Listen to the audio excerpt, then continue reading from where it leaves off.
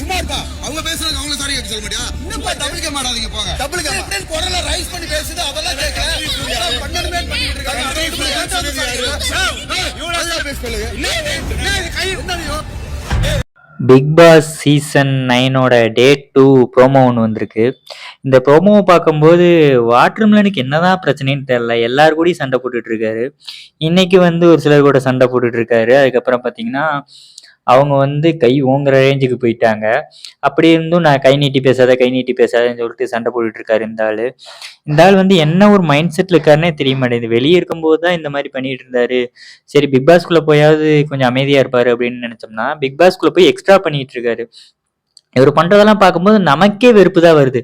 இந்த ஆளை தூக்கி போட்டு மிதிங்கடா, அடிச்சு கொள்ளுங்கடா இந்த ஆளை அப்படிங்கிற மாதிரி நம்ம பேசணும்னு தோணுது. ஆனா வந்து ஒரு பிக் பாஸ்க்குன்னு ஒரு ரூல்ஸ் இருக்கு, இந்த மாதிரிலாம் வந்து பேசக்கூடாது, இந்த மாதிரிலாம் இருக்கு. அப்படி இருந்து கொஞ்சம் ஓவரைஸ் பண்ணி பேசிட்டு இருக்காரு. பார்ப்போம் சாட்டர்டே வந்து விஜய் சேதுபதி வந்து இதுக்கு ஒரு பதில் சொல்றாரா, இதுக்கு ஒரு தீர்ப்பு கொடுக்குறாரான்னு சொல்லிட்டு பார்ப்போம். அண்டு விஜய் சேதுபதி என்னதான் பண்ணுவார் மனுஷன் பாவம். இந்த ஆள் ஒழுங்கா இருக்கணும்ல. நீங்க திவாகர் பண்ண இந்த செயலை பத்தி நீங்க என்ன நினைக்கிறீங்கன்னு சொல்லிட்டு கமெண்ட் பண்ணுங்க.